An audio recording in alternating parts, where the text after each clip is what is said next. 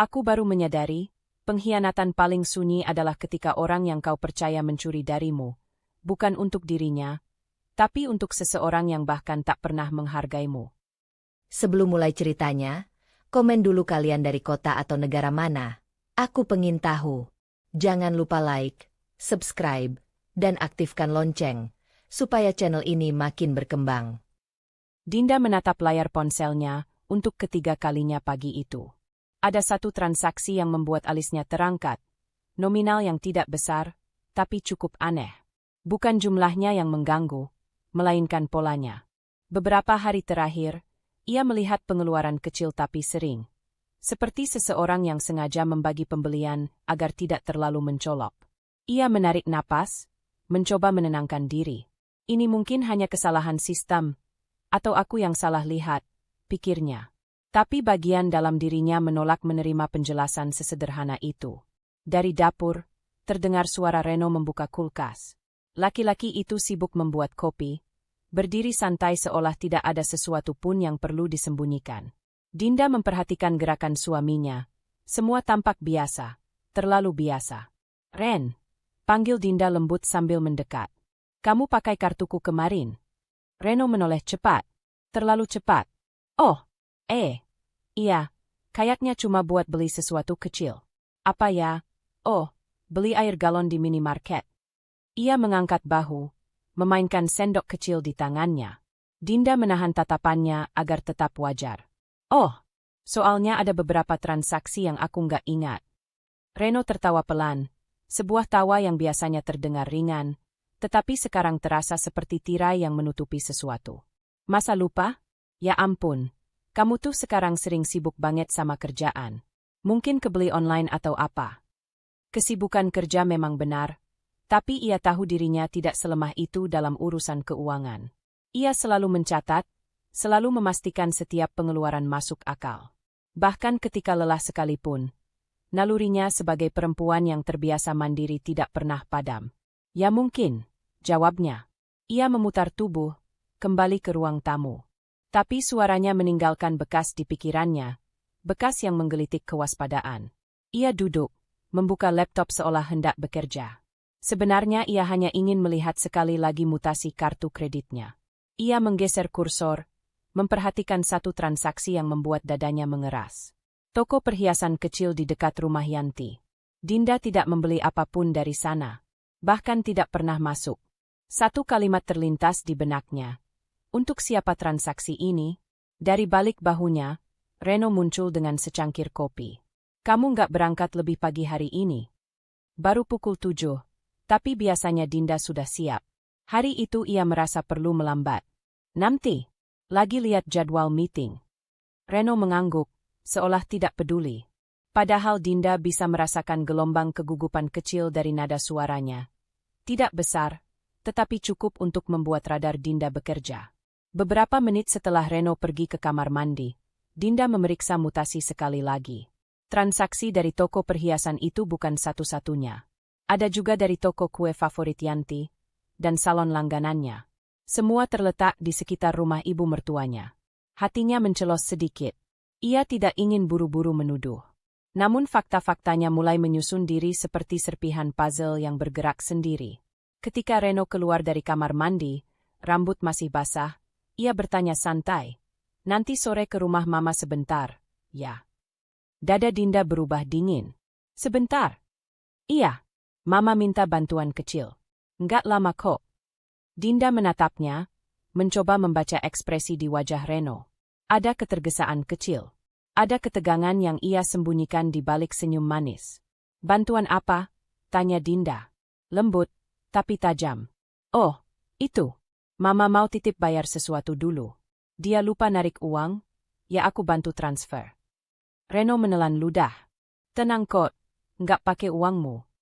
Entah kenapa, penjelasan itu justru memperkuat kecurigaan. Dinda merasakan gelombang dingin merayap di punggungnya. Gumamnya sambil tersenyum kecil. "Baguslah kalau enggak." Reno berusaha tampak tenang. Tapi Dinda mengenalnya terlalu lama. Laki-laki itu menjadi mudah gelisah ketika menyembunyikan sesuatu. Tangannya mengusap tengkuk terlalu sering. Matanya berkedip lebih cepat. Saat Reno pergi mengambil tas kerjanya, Dinda berdiri pelan, berjalan ke dekat pintu. Dari sana ia bisa melihat pantulan Reno di cermin ruang keluarga. Laki-laki itu mengamati dirinya sendiri, seolah memastikan wajahnya tidak memancarkan kesalahan. Dinda tidak marah, tidak tersinggung, tidak pula terluka. Yang ia rasakan justru kejernihan. Seperti seseorang baru menyalakan lampu di ruangan gelap, dan ia akhirnya melihat bentuk-bentuk samar itu berubah menjadi kenyataan yang jelas. Reno pakai kartuku untuk Yanti. Hanya itu kesimpulan sementara yang ia izinkan. Tidak lebih, tidak kurang. Ketika Reno berpamitan, Dinda tersenyum lembut seperti biasa. Hati-hati. Pintu tertutup. Kesunyian turun perlahan. Dinda duduk, menghela napas panjang. Lalu ia meraih ponselnya dan mulai mencatat setiap transaksi mencurigakan. Bukan karena ingin ribut, melainkan karena ia perlu tahu kebenaran, tanpa emosi, tanpa prasangka. Setiap angka, setiap tanggal, setiap lokasi. Dari balik ketenangannya, muncul sesuatu yang lebih kuat, tekad. Jika Reno dan Yanti bermain diam-diam, maka ia pun bisa bermain lebih tenang, lebih cerdas, dan lebih rapi. Dan pagi itu, kecurigaan kecil berubah menjadi awal dari sesuatu yang jauh lebih besar. Begitu Reno berangkat kerja, Dinda tidak langsung mulai menyiapkan diri seperti biasanya. Ia duduk tenang di ruang keluarga, menatap meja yang ditemani secangkir teh yang masih hangat. Pikirannya tidak berlari-lari, justru sangat teratur, seperti seseorang yang diam-diam menyiapkan panggung untuk menyingkap sesuatu yang telah lama bersembunyi. Ia membuka laptop. Mutasi kartu kredit terpampang jelas, baris demi baris. Transaksi kecil, berulang, tersusun seperti jejak kaki seseorang yang terlalu percaya diri. Dinda menarik napas panjang. Ia bukan tipe perempuan yang gegabah. Jika ingin membuka tabir, ia harus bergerak rapi, tidak terlalu cepat, tapi tidak boleh lambat juga. Reno bukan orang yang pandai menyembunyikan sesuatu. Namun Yanti, itu lain cerita. Yanti bisa membuat hal kecil tampak seperti tidak berarti, sementara sebenarnya penuh maksud. Dengan tangan stabil, Dinda mulai mengetik di dokumen baru. Tanggal, nominal, lokasi transaksi. Ia menambahkan catatan kecil seperti salon dekat rumah Yanti, atau toko kue favorit Yanti. Pembelian 5 kali dalam seminggu. Semua itu tidak mungkin dilakukan Dinda sendiri. Ia bahkan tidak suka kue terlalu manis, dan tidak pernah ke salon itu. Saat mencatat, ada sesak kecil di dada, bukan karena tersakiti. Lebih pada kesadaran bahwa ia sedang menyingkap sesuatu yang akan mengubah banyak hal. Tapi ia tetap fokus. Ketelitian adalah kekuatannya. Setelah merapikan daftar tersebut, Dinda memutuskan untuk melihat lebih dalam. Ia mengambil ponsel, membuka aplikasi Maps, lalu menandai lokasi setiap transaksi. Semuanya mengarah pada area yang sama, lingkaran kecil yang berpusat pada rumah Yanti. Konsisten sekali, gumamnya lirih. Ia meraih tas kecil, mengambil kunci mobil, lalu berhenti. Mencari tahu bukan berarti harus terburu-buru turun ke lapangan, pikirnya. Ia menaruh kunci kembali. Ia tahu dirinya harus berhati-hati. Jika Reno atau Yanti mengetahui kecurigaannya terlalu cepat, mereka bisa mengubah pola atau memutar balik keadaan. Dinda berdiri, berjalan menuju dapur untuk mengambil air minum. Saat menutup kulkas, ponselnya berbunyi. Pesan dari Reno. Reno, sayang, nanti sore aku telat pulang. Ada meeting tambahan. Dinda menatap pesan itu. Pola seperti ini sering muncul setiap kali Yanti meminta sesuatu pada Reno, sehingga Reno menggunakan alasan, meeting, untuk meluangkan waktu singkat ke rumah ibunya. Meeting, ya? Dinda tersenyum kecil, lalu membalas singkat. Dinda, oke, hati-hati. Jawaban netral, tidak mencurigakan, tidak berubah dari biasanya. Ia kembali ke meja, membuka catatannya. Hatinya cemas, tapi pikirannya strategis. Perpaduan yang justru membuatnya semakin tajam dalam mengamati. Ia memutar ulang percakapan pagi tadi, gerak tubuh Reno, cara suaminya menghindari tatapan ketika ia bertanya tentang kartu kredit. Detail itu, meski kecil, membentuk gambaran yang cukup jelas. Setelah memastikan semua transaksi sudah tercatat rapi, Dinda mengambil langkah berikutnya, menghubungi bank. Tentu saja bukan untuk memblokir, itu masih jauh. Kali ini hanya memastikan rincian transaksi. Ia menghubungi customer service tanpa menyebut bahwa dirinya curiga. Suaranya lembut, profesional, seperti klien yang hanya ingin memastikan pembelian. Betul, Bu Dinda. Transaksi tersebut dilakukan dengan kartu utama Anda. Suara petugas bank menjawab. Apakah ada catatan lokasi atau perangkat yang digunakan saat transaksi online? Tanya Dinda. Ada beberapa yang online, beberapa langsung di merchant, Bu. Tidak terlihat kejanggalan dari sisi sistem. Dinda tersenyum tipis, meski dadanya sedikit mengeras. Justru karena tidak ada kejanggalan sistem, berarti kejanggalan ada pada manusia yang memegang kartunya. Setelah menutup telepon, ia menatap layar laptop cukup lama. Ada dorongan dalam dirinya untuk langsung mengonfrontasi Reno, tapi ia tahu itu akan sia-sia. Reno sedang berada di bawah bayang-bayang Yanti. Dan jika ia menghadapi Reno tanpa bukti kuat, semua bisa berbalik menyalahkannya. Jadi ia kembali menyusun strategi. Dinda membuka aplikasi kalender. Ia menandai hari-hari ketika transaksi mencurigakan terjadi. Lalu ia mengingat kegiatan Reno pada tanggal-tanggal itu. Seketika, pola itu muncul. Reno beberapa kali pulang terlambat dengan alasan serupa. Meeting, ban mobil bocor, harus menemani teman kantor. Begitu pola itu tampak jelas, perasaan campur aduk kembali naik. Ada sedikit kecewa, tapi lebih banyak waspada.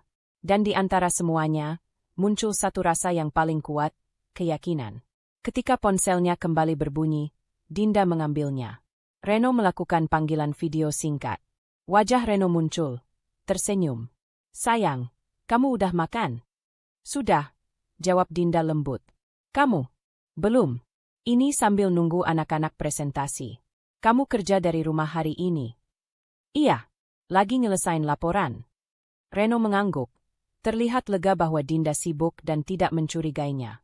Dinda memperhatikan gerak matanya, suara di belakangnya, bagaimana ia memegang ponsel sedikit terlalu dekat ke wajah, seolah menutupi sesuatu di belakangnya.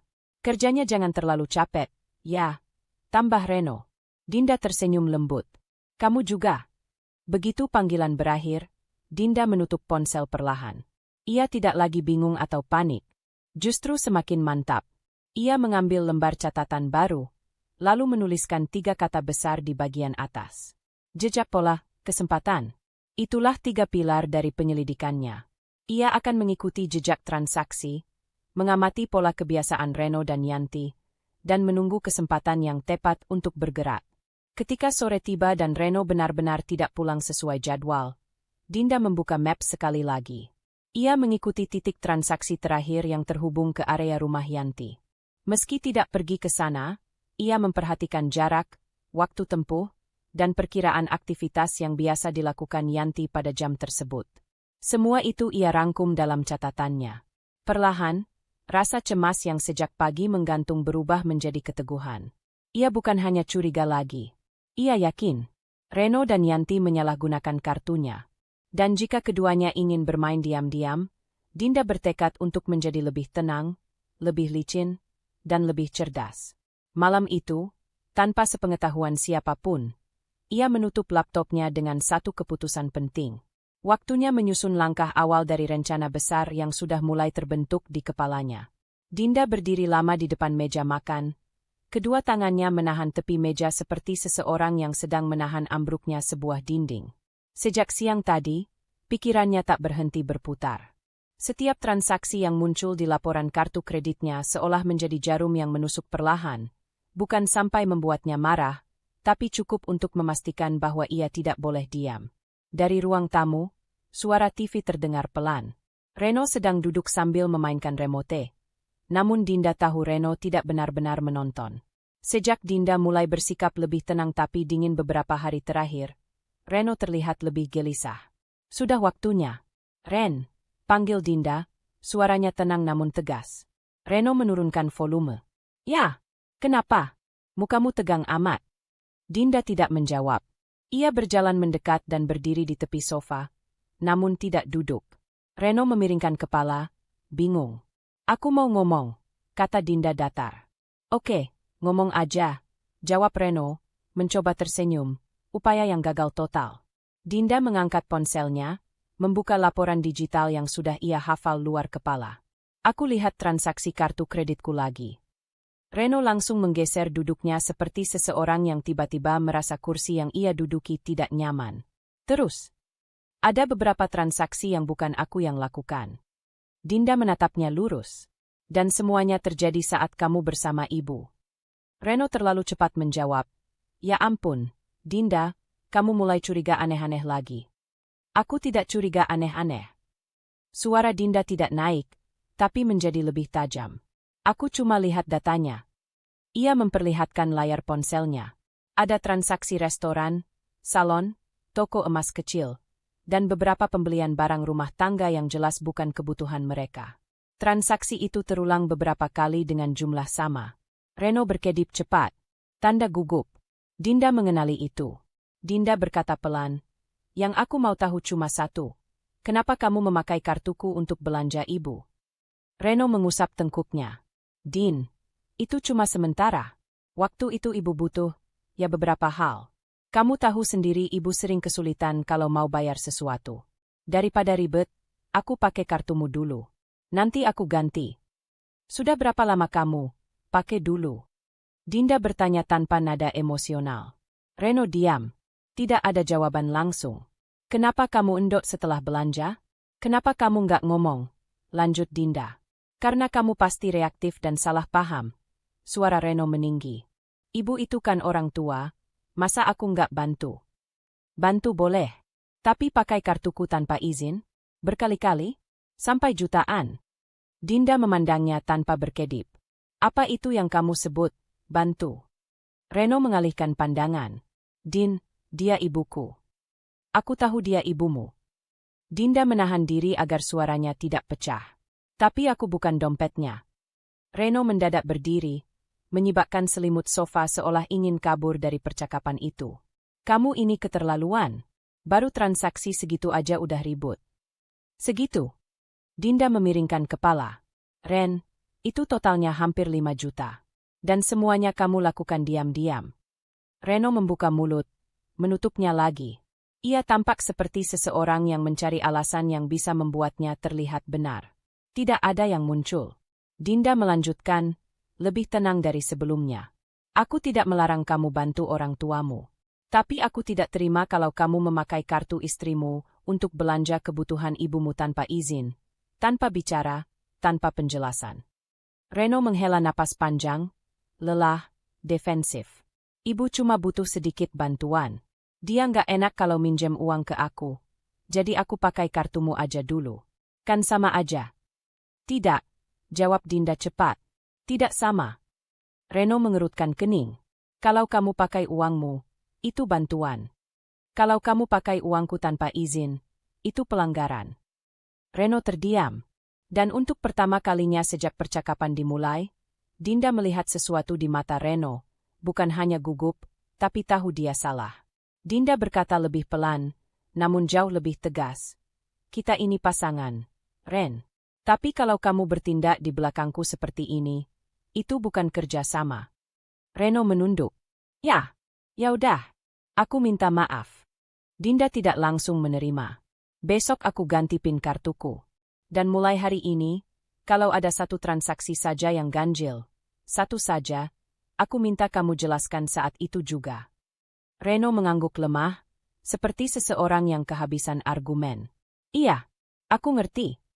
Dan tolong bilang ke ibu, tambah Dinda. Kalau butuh bantuan, ngomong. Jangan diam-diam lewat kamu, lalu kamu ngambil dari aku. Reno mendesah. Iya, entar aku omongin. Dinda menatapnya untuk memastikan kata-katanya diterima. Lalu ia berjalan menuju kamar.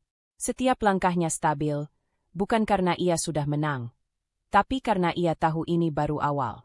Ada yang lebih dalam dari sekadar transaksi tersembunyi. Ada kebiasaan, ada pola. Dan malam itu, Dinda memutuskan satu hal penting. Ia akan melindungi dirinya sendiri terlebih dulu. Tidak peduli siapa yang harus ia hadapi, bahkan kalau itu ibunya Reno sendiri. Dinda duduk di belakang meja makan dengan secangkir teh yang sudah dingin, sementara matanya mengikuti gerak Reno dan Yanti yang tengah berbicara di ruang tamu. Ia sengaja tidak ikut duduk bersama mereka. Dari kejauhan, ia memperhatikan detail kecil yang mungkin terlihat sepele bagi orang lain tetapi kini menjadi penting baginya. Yang pertama ia amati adalah cara Yanti berbicara. Lembut, hampir manja, seperti seseorang yang berharap dikabulkan tanpa harus meminta secara langsung. Gaya bicara seperti itu sudah sering ia dengar, tapi baru belakangan ini ia menyadari betapa efektifnya bagi Reno. Reno tampak mencondongkan tubuh, fokus penuh pada setiap kata yang diucapkan ibunya. Dinda memperhatikan lagi. Setiap kali Yanti menyebut sesuatu yang dia inginkan, ia tidak menyampaikan dalam bentuk permintaan, melainkan dikeluhkan. Aduh, kalau aja ibu punya blender yang bagus, pasti bisa bikin jus buat kamu tiap kamu main. Atau, ibu capek banget kalau naik angkot. Tapi ya sudahlah, ibu nggak mau ngerepotin. Reno, seperti biasa, menangkap umpan itu dengan sangat mudah. Bu, nanti aku lihat ya. Kalau ada yang bagus, aku beliin. Katanya refleks, tanpa berpikir panjang. Dinda menarik napas panjang. Ada pola. Pola yang selama ini mungkin sudah ada, tapi baru kini terlihat jelas setelah insiden kartu kredit itu. Sore itu, Yanti meminta Reno mengantarnya ke sebuah swalayan. Reno langsung menyambar kunci mobil. Sikap spontan yang kembali membuat Dinda mengernyit. Aku ikut, kata Dinda datar, seolah-olah itu hanya keputusan kecil. Padahal ia sudah merencanakannya. Reno memandangnya, kaget tapi mencoba menyembunyikannya. Oh, oke. Yanti tersenyum tipis, senyum yang terlalu ramah untuk ukuran seseorang yang jelas-jelas tidak suka diawasi. Iya, Din. Yuk. Di swalayan, Dinda membiarkan keduanya berjalan sedikit di depan. Ia memperhatikan dengan teliti. Setiap kali Yanti singgah di sebuah etalase yang berisi barang-barang mahal, dari pewangi ruangan premium hingga peralatan dapur, Yanti akan berhenti dan menghela napas, cukup keras agar Reno mendengarnya. Begitu Reno menoleh, Yanti akan menggeleng pelan seolah menolak perhatian, lalu menatap barang itu sekali lagi. Dan benar saja, Reno langsung meraih barang tersebut. Bu, ini kamu mau kan? Aduh, nggak usah, Ren, jawab Yanti dengan nada yang tidak sedikit pun terdengar menolak. Dinda memperhatikan dari belakang, tidak menyela. Hanya mencatat dalam hati. Pola kedua, Yanti tidak meminta, tapi mengarahkan. Pola ketiga, Reno terlalu mudah merasa bertanggung jawab. Saat mereka berjalan menuju kasir, Dinda mempercepat langkahnya. Nanti aku yang bayar, kata Dinda tanpa nada marah, tapi cukup jelas membuat Reno menghentikan langkah. Din, enggak usah. Biar aku aja, sahut Reno panik. Enggak, aku cuma mau lihat prosesnya. Yanti menatap Dinda seperti seseorang yang merasa rencananya terganggu. Senyum ramahnya menghilang sebentar, sepersekian detik. Cukup untuk membuat Dinda yakin bahwa ia melihat sisi lain dari ibu mertuanya. Barang-barang itu tidak ia bayar. Dinda berdiri di samping kasir sambil melihat Reno merogoh dompetnya dengan gelisah. Tidak ada kartu Dinda di sana. Tentu saja. Dinda menatap Reno singkat, lalu menoleh ke Yanti. Bu, kalau ada yang ibu butuh, bilang sama aku. Aku bisa bantu. Tapi tolong jangan pakai cara seperti ini. Yanti tersenyum. Senyum dingin. Cara seperti apa maksudmu, Dina? Cara yang bikin anak ibu merasa harus selalu memenuhi keinginan ibu. Dinda sengaja mengucapkannya pelan, tapi tepat sasaran. Reno langsung menengahi. Udahlah, Din. Nggak usah diperpanjang. Tentu, kata Dinda. Aku cuma mengamati. Malam itu, Dinda duduk di depan laptopnya. Ia membuat daftar, sesuatu yang membuat pikirannya lebih terstruktur. Pola Yanti. Tidak pernah meminta secara langsung. Selalu memakai keluhan untuk memancing perhatian. Mengatur nada suara agar Reno merasa bersalah atau bertanggung jawab. Membiarkan Reno membayar segala sesuatu tanpa pernah benar-benar menolak. Tidak pernah menyebut soal batasan atau kemampuan finansial. Dinda membaca daftar itu berulang kali. Tepat, konsisten, dan berbahaya. Ia baru sadar betapa besarnya pengaruh Yanti terhadap Reno, bukan karena niat jahat terang-terangan, melainkan pola manipulasi halus yang sudah terbentuk sejak lama. Dinda mulai merangkai strategi. Bila ia langsung menyerang, Reno akan defensif. Jika ia melawan frontal, Yanti akan menggunakan peran ibu yang tersakiti. Jadi, ia akan melakukan sesuatu yang berbeda. Mengawasi, mempelajari, dan siap bertindak begitu bukti cukup. Saat Reno keluar dari kamar mandi, Dinda memandangnya lama. "Ren," panggilnya pelan. "Iya." Reno mengeringkan rambutnya dengan handuk. "Aku cuma mau bilang, aku perhatiin semuanya." Reno menghentikan gerakan tangannya. "Maksudmu? Pola? Kebiasaan? Caramu? Caranya? Semua yang selama ini aku anggap biasa." Reno tampak kebingungan, dan itu yang membuat Dinda semakin yakin bahwa ia berada di jalur yang benar. Reno bahkan tidak sadar sedang dimanipulasi. "Aku cuma minta satu," lanjut Dinda. "Jangan buat keputusan keuangan tanpa bicara dulu sama aku." Reno mengangguk pelan. "Iya, oke." Dinda mengamati ekspresinya. Bingung, gelisah, dan sedikit tersinggung. Tapi itu tidak masalah. Ia tidak butuh Reno paham sekarang. Ia hanya butuh melihat lebih jelas. Dan malam itu, Dinda menutup buku catatannya dengan satu kesimpulan yang kuat. Jika Yanti membentuk pola, maka Dinda akan membentuk strategi. Permainan halus sudah dimulai. Dan kali ini, Dinda tidak berniat kalah. Dinda duduk di ruang kerjanya dengan laptop terbuka. Namun bukan pekerjaan kantor yang memenuhi pikirannya malam itu. Ia menatap layar kosong pada dokumen baru, mengetik beberapa poin, lalu menghapusnya lagi. Ia merasa jantungnya berdetak sedikit lebih cepat dari biasanya. Bukan karena takut, tapi karena ia tahu langkah yang akan ia ambil mungkin tidak bisa dibatalkan. Satu kalimat pengingat berputar di kepalanya. Reno dan Yanti sudah beberapa kali memakai kartunya tanpa izin. Itu cukup untuk membenarkan strategi yang kini ia susun. Dinda memijat pelipisnya sejenak, lalu menarik napas panjang.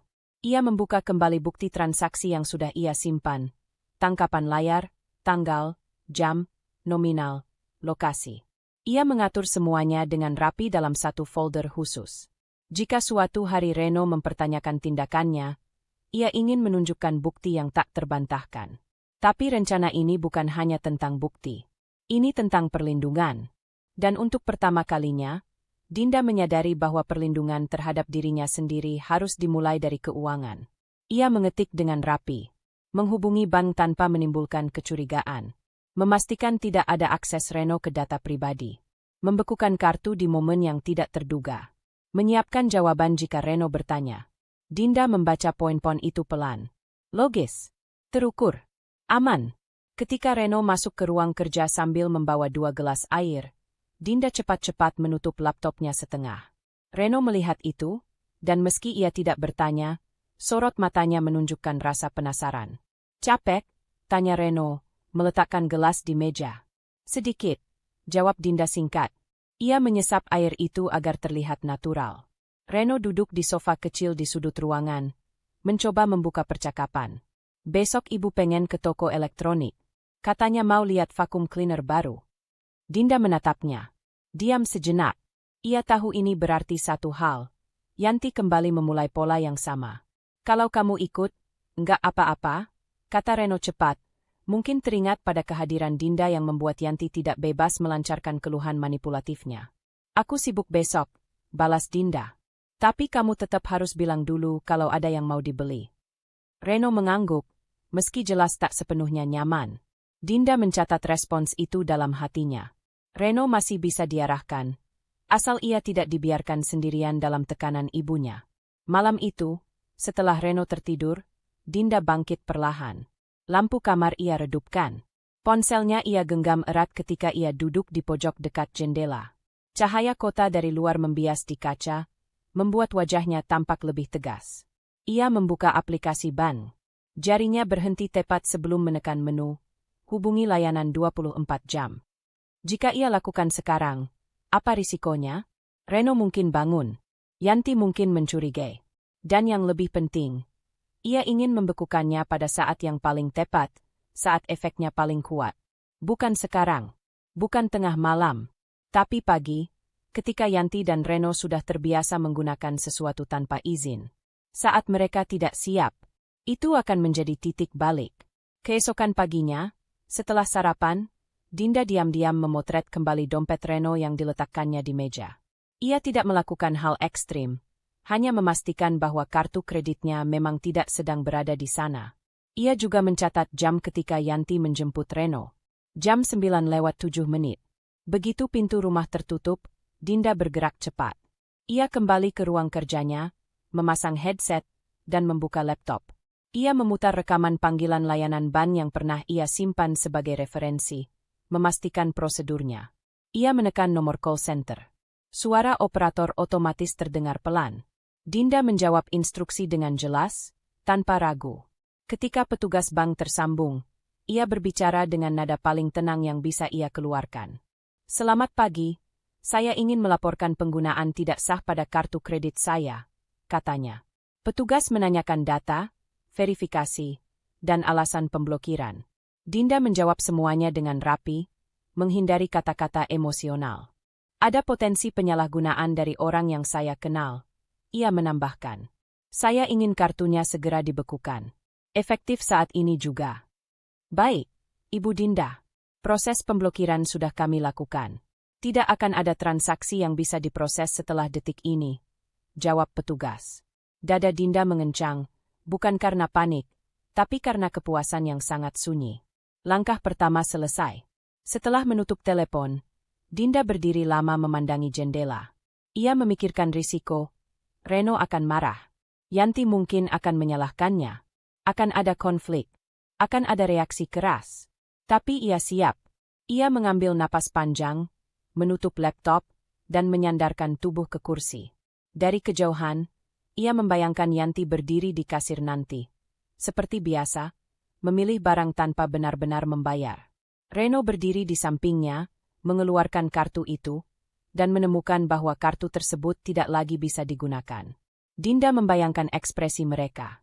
Bukan untuk memuaskan ego, tetapi untuk mengembalikan kendali yang selama ini direbut tanpa izin.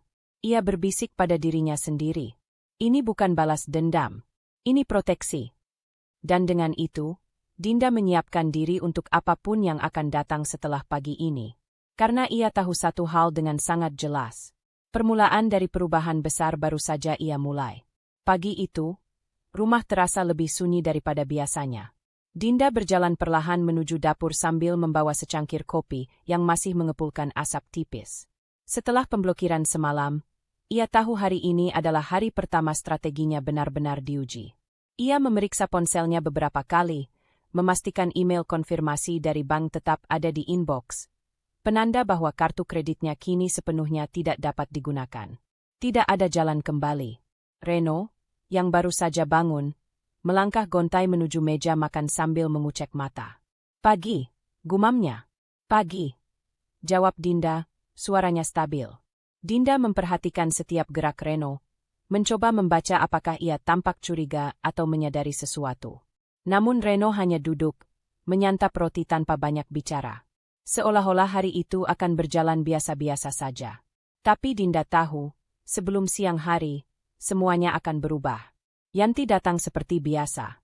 Suaranya cempreng namun dibuat-buat manis memenuhi ruang tamu. "Reno, ayo, kita ke toko sebentar. Ibu mau lihat barang yang kemarin itu," katanya. Reno langsung berdiri, mengambil jaketnya. Dinda memperhatikan interaksi itu dengan tenang. Tidak ada perubahan. Belum. Saat hendak keluar, Reno menoleh ke Dinda. "Kamu nggak ikut?" Dinda tersenyum kecil. Senyum yang tidak menunjukkan apapun. "Enggak, kamu hati-hati aja." Reno mengangguk. "Oke." Pintu tertutup. Dan saat itu, Dinda merasakan hawa dingin halus menjalari punggungnya. Bukan karena takut, tapi karena ia menunggu bagaimana dunia akan bergerak setelah ia mengubah satu titik penting di dalamnya. Begitu mobil mereka pergi, Dinda menyiapkan ponselnya di meja. Ia menaruhnya menghadap ke atas, seolah mengecek pesan penting. Ia menunggu getaran pesan atau panggilan. Jantungnya tidak berdegup cepat, namun ia merasakan ketegangan seperti orang yang sedang menonton pertandingan tanpa bisa menggerakkan apapun.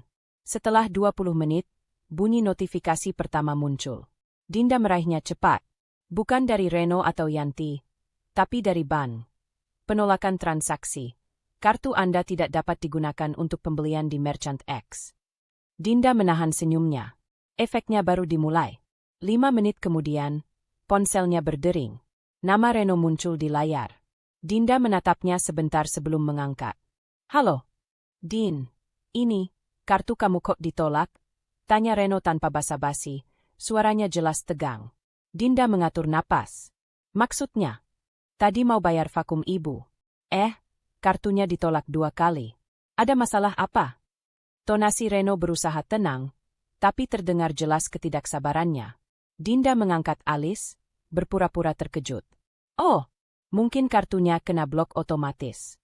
Aku pernah baca kalau bank bisa blokir kalau ada transaksi mencurigakan. Yanti terdengar di latar belakang, suaranya keluhan panjang. Aduh, Ren, gimana sih? Ibu jadi malu banget. Tadi kasir ngeliatin ibu kayak, aduh. Dinda duduk di sofa, mencondongkan tubuh sedikit ke depan, mendengarkan. Ia bisa membayangkan Yanti berdiri di kasir dengan ekspresi tersinggung. Sementara Reno berkeringat dingin mencoba memahami situasi. Reno menurunkan suara, bicara lebih pelan. Din, kamu nggak ada ngapain kan? Dinda mengatur intonasi. Ngapain? Aku aja baru tahu dari kamu. Ada jeda panjang. Reno tidak menjawab langsung. Dinda tahu ia sedang menimbang, antara percaya atau mencurigai. Aku hubungi bank nanti kalau pulang, kata Dinda akhirnya, lembut tapi tegas. Sekarang kamu lanjutin aja dulu sama ibu. Reno menghela napas panjang. Iya, ya sudah. Sebelum telepon ditutup, suara Yanti kembali terdengar lebih jelas. Ren, kamu kalau urusan beginian tuh jangan nyusahin. Masa ibu mau beli barang kecil aja nggak bisa? Dinda memejamkan mata sejenak. Kecil? Vakum cleaner jutaan rupiah? Ia mencatat satu hal lagi dalam hati. Yanti selalu memperkecil nilai keinginannya sendiri agar terlihat wajar, padahal tidak. Setelah telepon berakhir, Dinda bangkit berdiri.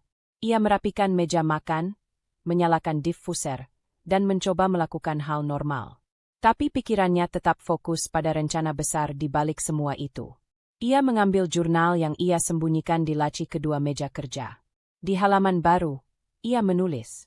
Uji coba strategi, hari pertama. Transaksi Yanti gagal. Reno panik, tapi belum curiga. Yanti tampak terganggu. Indikasi pola manipulasi terguncang. Efek domino mulai berjalan. Setelah menulis itu, Dinda menutup jurnal dan berjalan ke ruang tamu. Ia berdiri di tengah ruangan, memandangi sofa yang biasa ditempati Reno. Ia bertanya pada dirinya sendiri dalam sunyi. Apa langkah selanjutnya? Jawabannya datang cepat. Mengamati respons setelah mereka pulang. Dinda mendengar suara mobil berhenti di halaman 1 jam kemudian. Ia tidak tergesa-gesa. Ia tetap duduk, membaca majalah seolah semuanya baik-baik saja. Pintu terbuka. Yanti masuk lebih dulu, wajahnya tampak masam, seperti seseorang yang baru saja kehilangan sesuatu yang ia yakini haknya. Reno mengikutinya, ekspresinya campuran antara bingung dan jengkel. Dinda mengangkat wajah. Gimana? Reno membuka mulut, menutupnya lagi, lalu membuka kembali. Nanti kita ngomong ya. Yanti menatap Dinda lama, seperti mencoba membaca apakah Dinda sengaja membuat mereka malu. Tatapan itu penuh kecurigaan. Dan di detik itu, Dinda tahu satu hal penting. Strateginya bekerja. Ia hanya perlu terus memainkannya dengan tenang. Karena hari ini baru pemanasan kecil. Ujian sebenarnya sedang berjalan, dan Dinda memegang seluruh kontrolnya. Dinda bangun lebih pagi dari biasanya. Matanya memang terbuka, tetapi dadanya terasa penuh, seperti ada beban yang belum menemukan tempatnya. Sejak ia mulai menjalankan rencana pemblokiran kartu, setiap detik terasa lebih tegang, lebih rawan.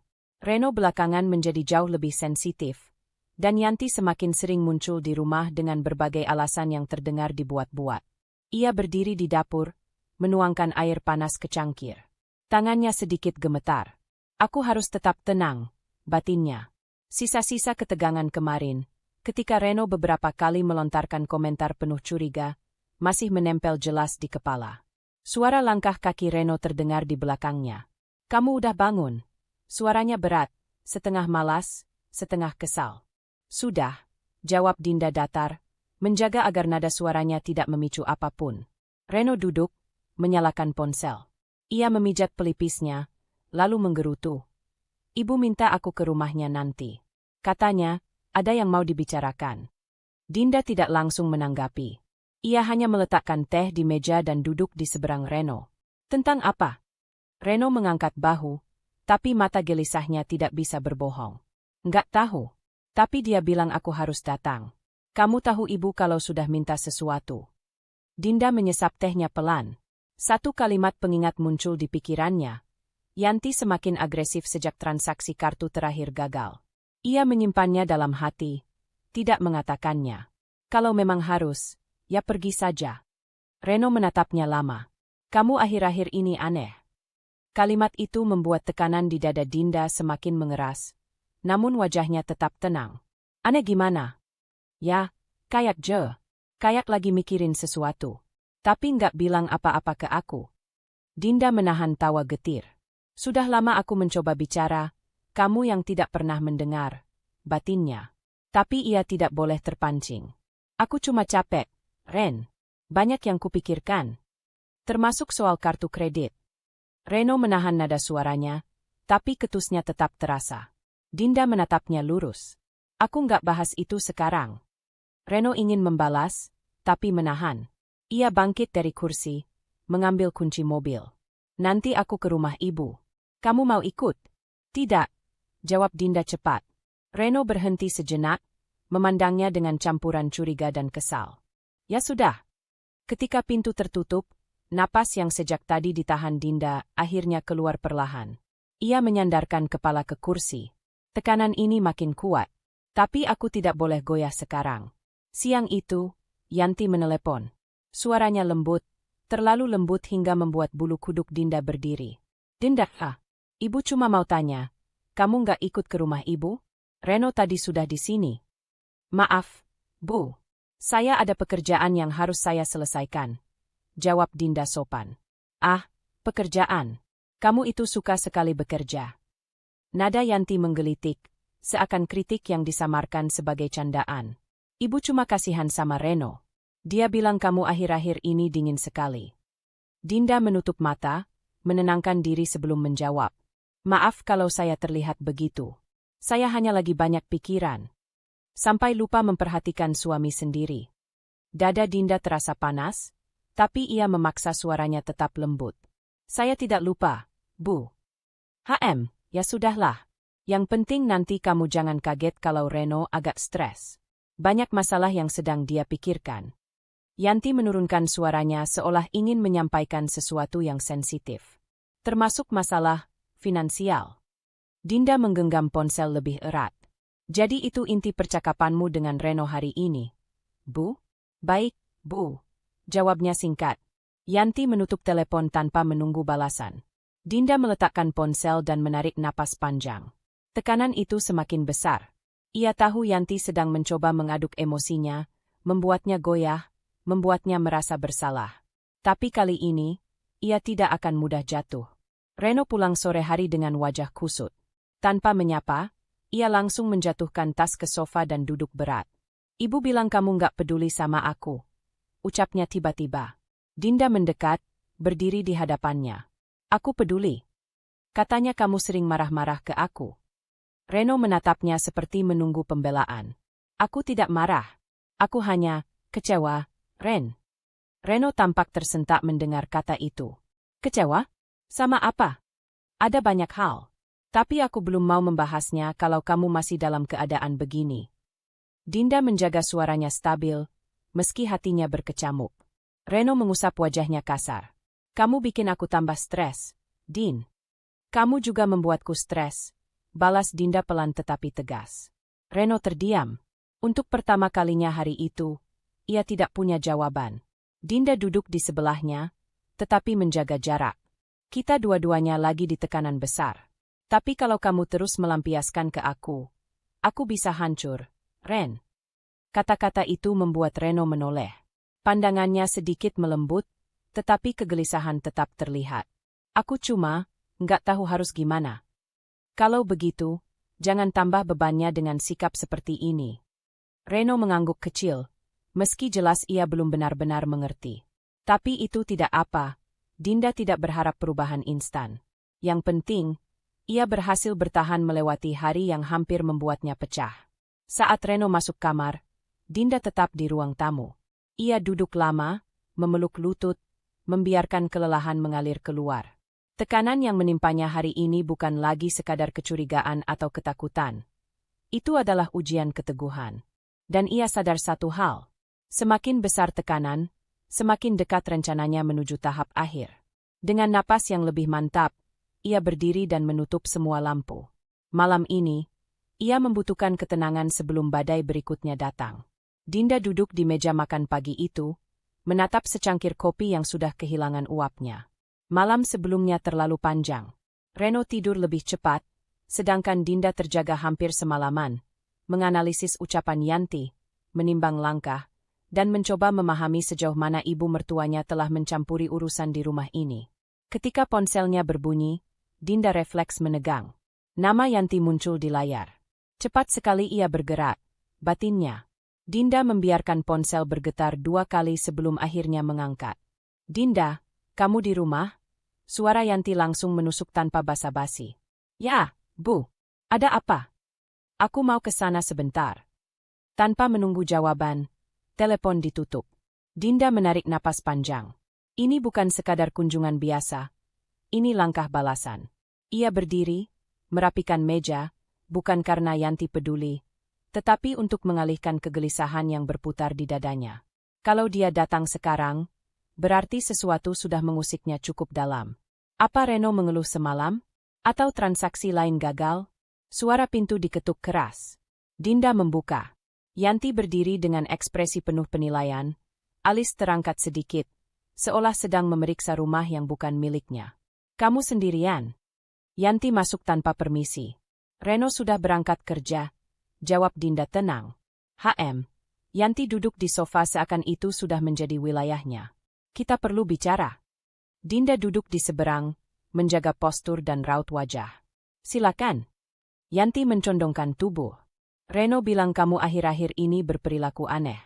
Kamu menjauh, kamu diam, kamu tidak menerimanya dengan baik. Apa yang sebenarnya kamu sembunyikan? Pertanyaan itu tidak sekadar ingin tahu. Itu tuduhan terselubung. Dinda menahan senyum kecil. Lucu. Dia bicara tentang menyembunyikan sesuatu. Saya tidak menyembunyikan apa-apa, Bu. Benarkah? Yanti memicingkan mata. Karena ada sesuatu yang tidak masuk akal. Ada beberapa transaksi yang tiba-tiba tidak bisa diproses. Padahal sebelumnya tidak pernah ada masalah. Nada suaranya menggigit. Aneh sekali. Jantung Dinda berdegup lebih cepat, tetapi wajahnya tetap netral. Saya tidak tahu soal itu, Bu. Oh, ayolah. Yanti menyilangkan tangan. Kamu istri Reno. Kamu yang pegang keuangan. Masa kamu tidak tahu? Justru karena saya yang mengatur, saya tahu mana yang wajar dan mana yang tidak. Yanti membeku sejenak, lalu tersenyum tipis, senyum yang lebih mirip ancaman daripada keramahan. Apa maksudmu? Tidak ada, jawab Dinda halus. Saya hanya bilang saya tahu apa yang terjadi dengan keuangan kami. Yanti mengetuk-ngetukkan kuku ke meja kaca. Kebiasaannya kalau sedang tidak sabar, pikir Dinda. Dinda, kamu jangan membuat keadaan lebih sulit. Kalau ada masalah dengan kartu kredit, bilang saja. Jangan membuat Reno yang menanggung akibat.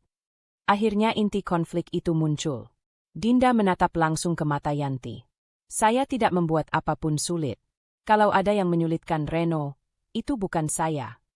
Yanti terdiam sesaat, lalu wajahnya mengeras. Kamu menuduh saya. Saya tidak menuduh. Saya hanya tidak ingin disalahkan atas sesuatu yang saya tidak lakukan. Hening. Ruang tamu terasa lebih sempit daripada sebelumnya. Ketegangan menggantung seperti udara yang terlalu padat. Yanti berdiri, langkahnya lambat dan penuh tekanan. Dinda, kamu itu istri. Jangan lupa posisi. Tugasmu mendukung suamimu, bukan malah membuat dia stres. Dinda bangkit juga. Saya mendukung Reno, Bu. Tapi saya tidak akan mendukung kebiasaan siapapun yang merugikan kami. Kata, siapapun, sengaja dipilih, tidak menyebut nama, tetapi arah tuduhannya jelas. Yanti tersentak marah, namun tetap mencoba menjaga nada. Kamu bicara hati-hati, ya. Saya sangat hati-hati. Untuk pertama kalinya, Suara Dinda sedikit lebih dingin dari biasanya. Yanti memutar badan, berjalan menuju pintu. Namun sebelum pergi, ia berhenti dan menoleh. Kalau kamu terus begini, jangan salahkan siapa-siapa kalau rumah tangga kamu nantinya kena imbas. Ucapan itu bukan nasihat, itu ancaman terbuka. Dinda menatapnya tanpa berkedip. Terima kasih, Bu, sudah mengingatkan saya. Pintu tertutup keras. Dinda berdiri beberapa saat, napasnya panjang, tetapi wajahnya tetap terkendali. Begitu Yanti benar-benar pergi dan suara langkahnya menghilang, barulah ia membiarkan tubuhnya jatuh ke sofa. Jadi dia mulai menyerang langsung. Bagus. Itu berarti dia merasa terancam. Ia mengambil ponsel, membuka catatan transaksi yang sudah ia simpan beberapa minggu.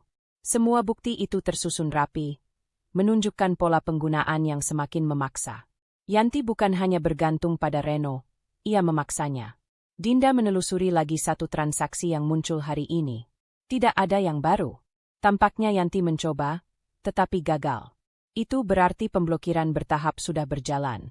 Ketika ia menutup ponsel, ada ketukan kecil di pintu. Dinda langsung menegang, tetapi ketika dibuka, ternyata hanya paket pesanannya sendiri. Barang rumah tangga yang ia beli beberapa hari lalu. Ia membawa paket ke dalam sambil tersenyum kecil. Aku akan bertahan. Aku sudah sejauh ini. Eskalasi ini hanya membuatku lebih yakin bahwa langkahku benar. Saat ia merapikan meja, napasnya menjadi lebih stabil. Tekanan itu masih ada, tetapi kini bukan lagi beban. Itu adalah bukti bahwa rencananya sudah mulai mengguncang orang yang harus diguncang. Konflik semakin panas, dan Dinda siap menghadapinya, tanpa gentar, tanpa mundur. Reno pulang lebih cepat sore itu. Suara pintu ditutup tergesa membuat Dinda menoleh dari dapur. Begitu melihat wajah Reno yang pucat dan gelisah, ia langsung tahu sesuatu terjadi. Sesuatu yang mungkin menguntungkan rencananya. Reno melempar jaketnya ke sofa, lalu mengusap wajahnya kasar. Din, kita harus ngomong. Dinda tidak langsung menghampirinya. Ia hanya menyalakan kompor kecil, menuang air, memberi dirinya waktu untuk mengamati. Postur Reno kacau, langkahnya tidak stabil, dan ia terus menatap lantai seperti mencari jawaban. Ada yang salah, dan besar kemungkinan itu kesalahan yang membuka celah. Ada apa? Tanya Dinda tanpa nada tinggi. Reno menarik kursi dan duduk berat. Kartu kredit. Dinda melirik sekilas. Kenapa dengan kartu kredit? Ada transaksi yang aku lupa. Tapi toko itu nelpon ke kantor tadi. Reno menelan ludah. Mereka bilang aku harus konfirmasi pembelian kemarin. Katanya ada masalah dengan pembayaran. Jantung Dinda berdegup lebih cepat, bukan karena panik, melainkan karena peluang itu muncul lebih cepat dari yang ia duga. Ia mematikan kompor dan duduk di seberang Reno, wajah tetap netral. Kamu lupa beli apa? Tanyanya. Reno menggaruk kepala. Itu dia, aku nggak inget. Katanya pembelian barang kebutuhan rumah. Tapi aku nggak pernah beli begituan. Waktu aku tanya detailnya, mereka bilang tanya ke istri saja, mungkin kamu yang pakai. Dinda menahan senyum dalam hati. Toko itu kebetulan mencantumkan namaku. Atau Reno begitu panik sampai menyalahkan aku? Apapun penyebabnya, itu celah yang sangat berguna. Jadi kamu bilang ke mereka kalau aku yang belanja? Dinda menatap langsung. Reno menunduk. Aku? Iya. Aku kira kamu mungkin belanja, dan aku nggak sempet cek. Dinda merasakan kemenangan kecil menyelinap di dadanya. Pengakuan itu jelas menunjukkan Reno tergesa, tidak teliti, dan mulai terdesak. Ia membiarkan keheningan beberapa detik sebelum berbicara. Aku nggak belanja apapun kemarin. Reno menatapnya cepat. Tapi toko itu. Mereka salah nomor, atau kamu salah ingat? Dinda berkata dengan tenang, namun cukup tegas untuk memukul rasa bersalah Reno. Reno menggigit bibir. Aku udah bilang ke mereka kamu yang belanja. Dan kamu nggak konfirmasi dulu ke aku. Pertanyaan itu membuat Reno membeku, jelas merasa ditangkap basah.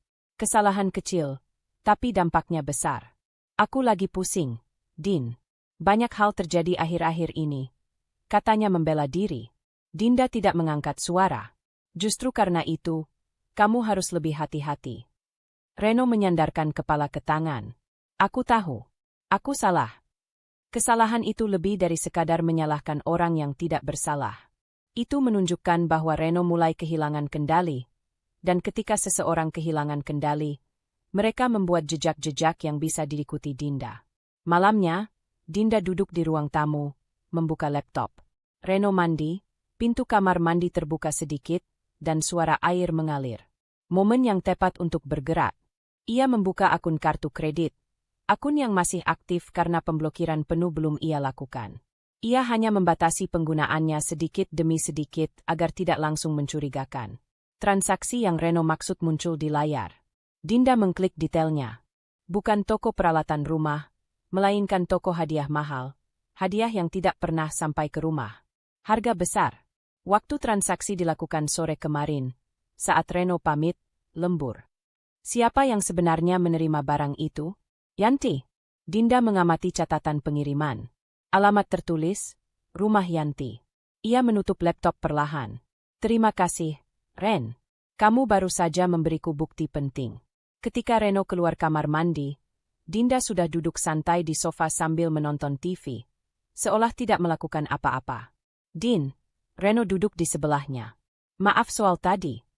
Enggak apa, jawab Dinda. Tapi lain kali, tanya dulu. Reno mengangguk lemah. Aku cuma lagi kusut sama ibu. Dia bilang butuh sesuatu, dan aku cuma pengen bantu. Tapi, ya, semuanya jadi berantakan. Kalimat itu hampir membuat Dinda tersenyum. Reno tidak menyadari bahwa ia baru saja mengungkapkan lebih banyak dari yang ia maksud. Kalau kamu butuh bantuan, ngomong. Jangan ambil keputusan sendiri, apalagi soal keuangan. Dinda menekankan kata keuangan perlahan. Reno menunduk lagi. Iya. Aku ngerti.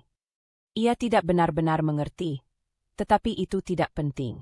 Yang penting, Dinda sekarang memiliki bukti yang lebih jelas bahwa Yanti memanfaatkan Reno, dan bahwa Reno sendiri tidak memeriksa apapun sebelum mengikuti kemauan ibunya.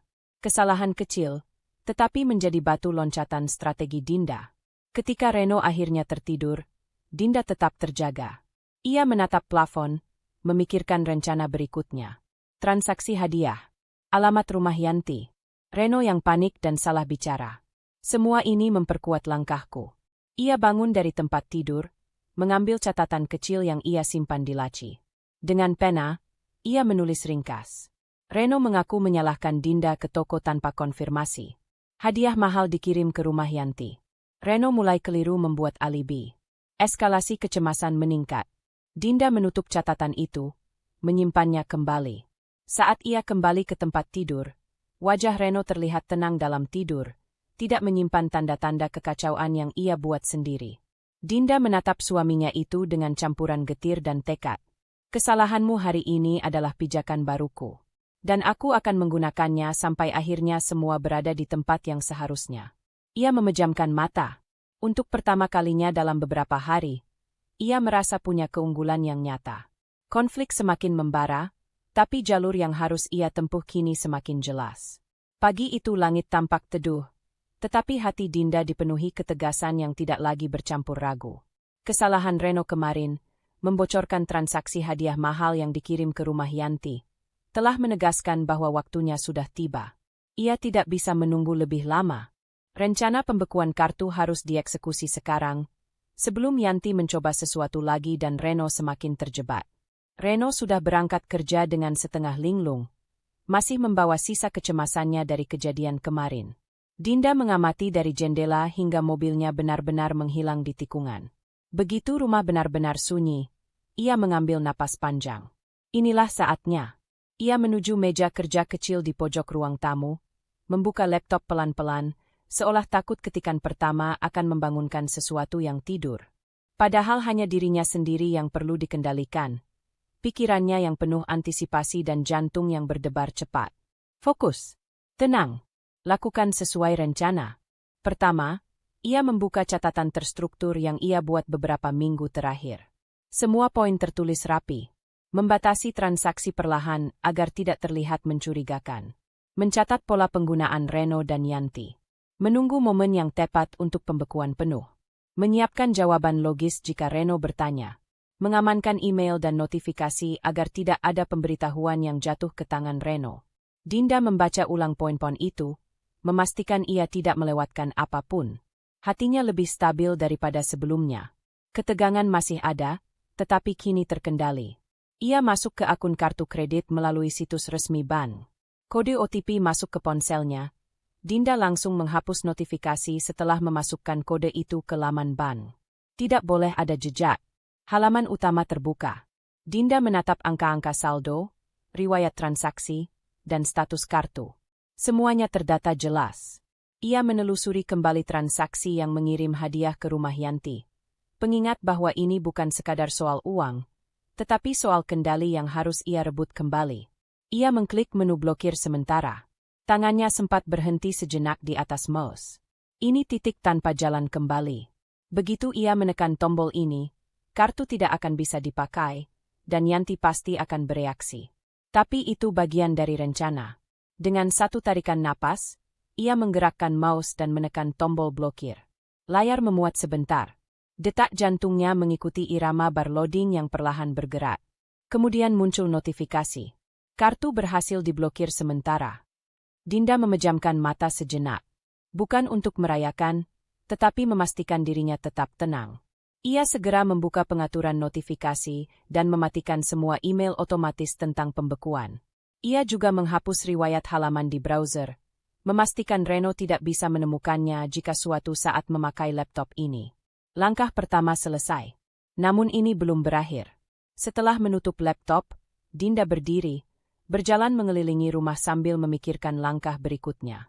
Ia harus mempersiapkan reaksi Reno dan kemungkinan Yanti menelepon. Ia tidak boleh tampak panik. Ia harus tampak seperti istri yang tidak tahu apa-apa, tetapi cukup masuk akal ketika dimintai pendapat. Ia sudah memprediksi skenario. Yanti akan mencoba melakukan transaksi, gagal, lalu panik. Reno akan mendapat tekanan dari Yanti. Reno kemungkinan akan bertanya ke Dinda dengan nada tinggi, bingung, atau defensif. Dinda akan pura-pura kaget, lalu mengusulkan untuk menghubungi bank bersama. Saat itu, ia akan mengarahkan narasi bahwa mungkin sistem mendeteksi aktivitas tidak wajar. Semuanya telah ia susun rapi di kepala. Ketika sedang menyusun ulang cara bicara apa yang harus ia gunakan nanti, ponselnya bergetar. Sekali, 2 kali, 3 kali. Nama Yanti berkedip di layar. Lebih cepat dari perkiraan. Dinda mengangkat telepon setelah membiarkannya berdering beberapa detik. Halo, Bu. Dinda, suara Yanti terdengar penuh tekanan. Kartu kredit Reno kenapa? Ibu mau bayar sesuatu, tapi ditolak. Katanya kartunya nggak bisa dipakai. Dinda menahan senyum dalam hati. Suaranya tetap lembut, bahkan sedikit cemas. Ditolak? Kok bisa, Bu? Saya juga nggak tahu. Kamu lakukan sesuatu, ya? Suara Yanti naik. Tidak, Bu. Kamu jangan bohong. Saya tidak bohong, Bu. Jawab Dinda tegas tapi tetap sopan. Kalau mau, nanti saya coba cek dari sisi saya. Mungkin sistem bank yang bermasalah. Bisa jadi ada transaksi mencurigakan kemarin, jadi mereka otomatis memblokir. Ia sengaja menyentuh kata, mencurigakan. Melihat bagaimana Yanti merespons. Yanti terdiam sesaat, lalu terdengar gusar. Transaksi mencurigakan apa? Ibu cuma mau beli barang kecil. Kartunya harusnya bisa. Ya, Bu. Itu maksud saya. Bank kadang salah membaca. Nanti saya cek, ya. Yanti tidak menjawab, hanya menutup telepon dengan napas keras yang hampir seperti desisan. Dinda menurunkan ponselnya perlahan. Pancingan berhasil. Sekarang tinggal menunggu Reno. Ia duduk di sofa, membiarkan waktu berjalan. 5 menit, 10 menit, 20 menit. Lalu ponselnya kembali bergetar. Reno. Dinda menarik napas pelan sebelum mengangkat. Halo, Din. Ibu barusan teriak-teriak ke aku. Katanya kartunya nggak bisa dipakai. Aku juga baru dengar dari beliau. Jawab Dinda dengan nada prihatin. Kamu mau aku cek? Aku nggak tahu, Din. Kenapa bisa gini? Kamu pakai kartunya. Dinda sengaja berhenti sejenak sebelum menjawab. Enggak, Ren. Aku nggak pakai. Reno terdengar frustrasi. Tolong cek sekarang. Aku pusing banget. Ibu marah besar. Baik, jawab Dinda lembut.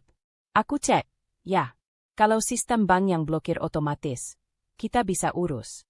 Dinda merasa sesuatu mengalir turun dari bahunya, beban yang perlahan lepas. Sekarang ia memegang semua tali kendali. Reaksi Yanti bisa ditebak.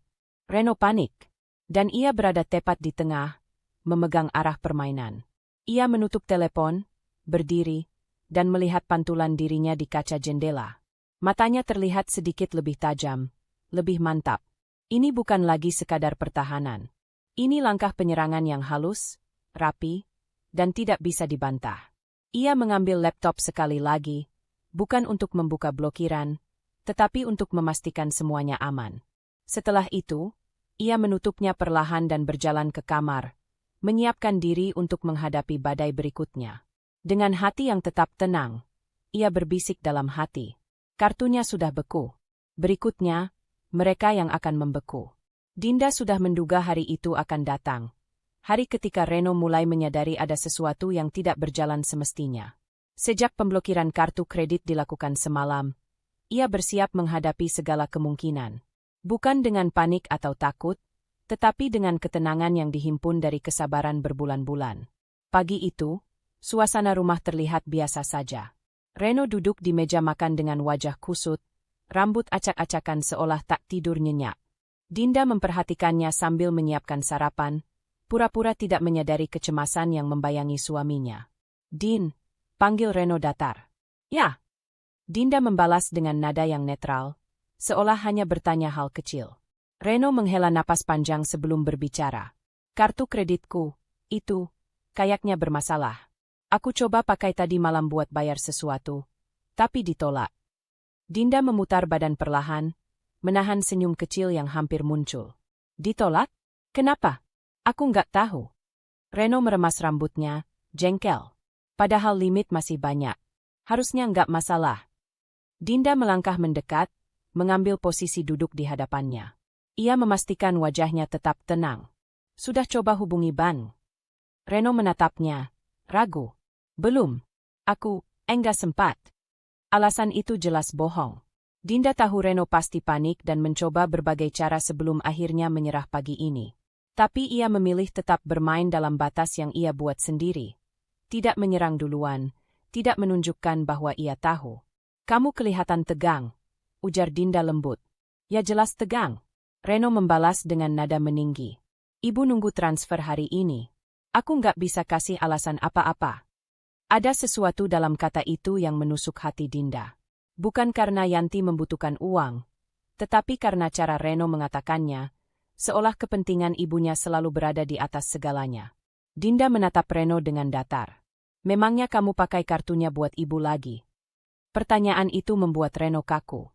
Dari sorot matanya, Dinda tahu ia ingin bohong, tapi panik membuatnya tidak cukup luas berpikir.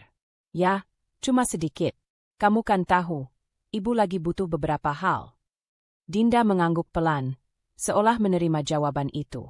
Padahal setiap kata Reno membuat hatinya semakin mengeras. Kebohongan yang bertumpuk itu sudah tidak bisa ia toleransi lagi. Di tengah ketegangan itu, ponsel Reno berdering keras. Nama, ibu, terpampang jelas di layar. Reno menelan ludah. Aku angkat dulu." Dinda tidak berkata apa-apa. Ia hanya berdiri dan berjalan ke dapur, cukup jauh untuk memberi ruang, tapi cukup dekat untuk mendengar nada tinggi Yanti yang langsung meledak dari ponsel. "Ren, ini kenapa kartunya ditolak lagi? Kamu sengaja ya? Kamu mau bikin ibu malu?" Reno buru-buru menjauhkan ponsel dari telinga. "Bu, ini bukan salah aku. Kartunya kayaknya bermasalah." "Apa-apaan bermasalah? Kamu tuh payah. Suruh Dinda bantu. Dia kan yang biasa urus begitu." Dinda mencengkeram ujung meja dapur. Kalimat itu menyuruhnya menjadi solusi atas masalah yang diciptakan Reno dan ibunya. Muncul lagi, seperti kebiasaan yang tidak pernah berubah. Reno mematikan panggilan setelah janji akan mencari cara. Ia menghampiri Dinda lagi. Wajahnya semakin gelisah. "Dinda, bisa bantu cek nggak? Mungkin kartunya ke-scan ganda atau gimana? Kamu kan yang paham beginian." Dinda menatapnya lama. "Kamu yakin mau aku cek?" Reno mengangguk cepat. "Iya, bantu aku, Din. Tolong." Dinda menarik napas panjang. "Baik, Tapi kalau aku cek dan ternyata penyebabnya jelas, kamu harus terima. Reno terdiam sejenak, namun akhirnya mengangguk. Iya. Yang penting ibu nggak marah lagi. Kalimat itu membuat Dinda sadar. Itu alasan utamanya. Bukan dia, bukan rumah tangga, bukan rasa hormat. Hanya ketakutan pada kemarahan ibunya. Dinda mengambil ponselnya. Padahal ia tidak perlu mengecek apapun secara teknis. Ia tahu alasan pemblokiran itu. Tapi mengamati reaksi Reno lebih penting dari apapun hari ini. Aku coba hubungi layanan bannya, ujar Dinda, menyimpan nada serius tapi tetap netral. Reno mengangguk gelisah, berjalan mondar-mandir seperti ikan yang kehabisan air. Detik berganti menit, Reno semakin tak sabar. Gimana, Din? Dinda menatapnya dengan pandangan yang sulit dibaca. Reno, kartu ini diblokir karena ada aktivitas mencurigakan. Banyak transaksi menuju satu nama yang sama. Terlalu sering. Wajah Reno memucat. Aktivitas mencurigakan? Nama yang sama? Siapa? Dinda menatapnya tanpa berkedip. Ibumu. Reno membeku. Mulutnya terbuka untuk membalas, tapi tidak ada suara yang keluar. Tatapannya bergetar, seperti anak kecil yang ketahuan melakukan kesalahan besar. Ruang tamu menjadi sunyi. Hanya suara jam dinding dan hembusan napas Reno yang mulai berat. Dinda mendekat, berdiri tegak di depan suaminya. Reno, kartu itu atas nama siapa? Atas nama kamu, jawabnya pelan. Dan itulah momen puncaknya, momen ketika Reno mulai menyadari bahwa kesalahannya tidak bisa lagi ditutupi. Dinda menahan tatapannya, memastikan setiap kata keluar dengan tegas dan jelas. Kalau kartu itu atas namaku, berarti aku yang bertanggung jawab atas setiap rupiah. Dan aku berhak melindungi diri dari penyalahgunaan. Termasuk oleh keluargamu. Reno memejamkan mata. Dinda, aku. Tidak perlu menjelaskan sekarang. Potong Dinda lembut, tapi dingin. Aku cuma ingin kamu tahu bahwa aku sangat sadar apa yang terjadi. Dan aku sudah mengambil langkah sesuai hakku. Reno tampak goyah. Untuk pertama kalinya sejak konflik ini dimulai, ia tidak membela ibunya, tidak marah, tidak berbohong. Hanya diam. Sunyi itu justru jadi titik kemenangan kecil bagi Dinda. Bukan kemenangan penuh, belum. Tapi cukup untuk memperlihatkan bahwa ia sudah tidak bisa lagi dipermainkan. Dan di balik ketegangan pagi itu, satu hal jelas. Reno mulai takut. Dan Dinda mulai menguasai keadaan sepenuhnya. Siang itu, rumah terasa seperti ruang tunggu sebelum badai. Reno mondar-mandir sejak pagi, berulang kali mengecek ponselnya sambil menghela napas panjang. Sejak Dinda mengatakan penyebab pemblokiran kartu berasal dari transaksi berulang atas nama Yanti, suaminya itu tidak tenang. Bahkan sarapan pun tak tersentuh. Dan kini, telepon dari Yanti datang lagi. Lebih pendek, lebih tajam, lebih memaksa. Aku kesana sekarang. Kalian jangan kemana-mana. Begitu suara Yanti yang terdengar dari speaker, sebelum ia menutup panggilan sepihak. Dinda hanya memandang Reno yang semakin gelisah. Tidak ada rasa takut di wajahnya, hanya ketegasan yang kini menempel pada setiap gerak dan nada suaranya. Ketika bel rumah berbunyi, Reno langsung menyambar gagang pintu. Yanti masuk dengan langkah cepat, ekspresi wajahnya mengeras. Senyum pura-pura tidak pernah masuk dalam kamusnya ketika sesuatu menyangkut kepentingannya. Apa-apaan ini, Ren? Kamu bilang kartunya error? Sekarang malah dibilang diblokir? Serbu Yanti tanpa basa-basi. Dinda berdiri dari sofa, tubuh tegak, mata tenang. Ibu, mari kita bicara baik-baik. Silakan duduk. Nada itu seolah membuat Yanti tersinggung. Saya nggak mau duduk. Saya cuma mau tahu. Kenapa kamu berani blokir kartu kredit yang biasa dipakai anak saya untuk bantuan keluarga? Reno tampak ingin menengahi, tapi Dinda mengangkat tangan, memberi isyarat agar ia diam. Dinda menatap kedua orang itu bergantian, lalu kembali ke meja kopi. Di sana, ia mengambil map tipis berwarna hitam, map berisi semua bukti yang telah ia kumpulkan selama penyelidikan diam-diamnya. Ia meletakkan map itu di atas meja, menepuknya pelan. Ibu, Reno, sebelum kita bicara, saya ingin kalian lihat dulu ini. Yanti mendengus. Apa itu? Drama lagi? Dinda tidak terpancing. Ia membuka map tersebut dan mengeluarkan kertas-kertas yang sebelumnya ia cetak. Riwayat transaksi selama 3 bulan. Tanggal dan nominal pembelian. Bukti screenshot pesan Reno ke Yanti. Dan catatan-catatan yang sudah ia buat selama penyelidikannya. Ia merapikannya menjadi satu tumpukan, lalu mendorongnya pelan ke arah Yanti. "Silakan dilihat," kata Dinda singkat. Yanti menatap berkas itu, tapi masih enggan menyentuhnya. "Apa maksudmu dengan semua ini? Kamu nuduh saya?" "Silakan dicek dulu," ujar Dinda pelan namun tegas. Reno akhirnya mengambil dokumen itu terlebih dulu. Tangannya sedikit bergetar saat membuka halaman pertama. Matanya melebar saat melihat jumlah transaksi. Nominal besar yang terus berulang di tanggal-tanggal tertentu. Tanggal ketika Yanti meminta sesuatu. "Bu!" Suara Reno tercekat. Ini semua ke toko yang sama. Ini bukan kebutuhan penting. Bu, ini barang-barang yang Bu nggak pernah bilang." Yanti menyambar kertas dari tangan Reno dengan gerakan cepat. "Jangan pakai nada itu. Ibu kan cuma beli barang yang dibutuhkan." "Dibutuhkan?" Dinda mencondongkan tubuh, suaranya tetap datar. "Di sini tertulis pembelian tas merek, sepatu mahal, perhiasan, bahkan kosmetik puluhan item dalam sekali transaksi. Itu bukan kebutuhan mendesak, Ibu." Wajah Yanti memerah. "Kamu tidak punya hak." "Saya punya hak, Bu." Dinda memotong. Kini nadanya sedikit lebih dingin. "Kartu kredit itu atas nama saya. Setiap transaksi yang terjadi, kewajibannya ada di saya. Jadi saya berhak melindungi diri dari penyalahgunaan." Reno menutup wajahnya dengan kedua tangan.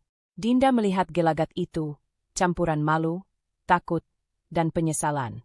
Dinda melanjutkan, "Dan Reno, kamu menggunakan kartu saya tanpa izin, berkali-kali. Bahkan setelah saya bilang untuk berhenti."